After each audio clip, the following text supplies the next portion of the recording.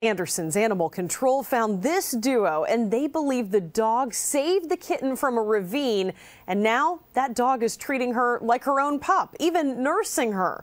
Yesterday morning, an Anderson Animal Control officer was called to a neighborhood behind Home Depot on Clemson Boulevard about a barking dog. But what she found really wasn't your standard nuisance call. There's much more to this story. Yes, female.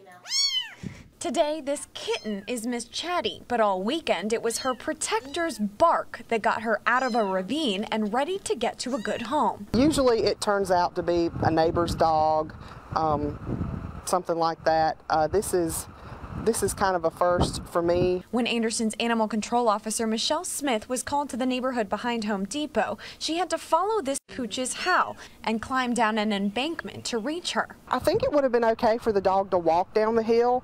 I got down there, so it should be pretty easy for a dog, but I'm thinking that it just couldn't get back up with the kitten, and I don't think it was willing to leave the kitten.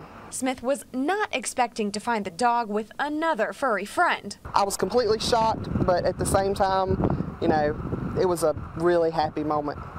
She said in 17 years working with animals, she doesn't usually see different types of animals become friends like this, and has never seen a dog nurse a kitten. We believe her body's going through a pseudo-pregnancy where she is producing milk. However, it is not sufficient enough to provide for the kitten, so therefore we are having to bottle feed the kitten also. Jessica Swinard, director of Anderson County Paws, says this doggie's at least 5 years old, in good health, freshly groomed with a collar. She's been treating this weeks-old kitten as her own, cleaning and tending, and the kitten seems to have taken kindly to her new mama.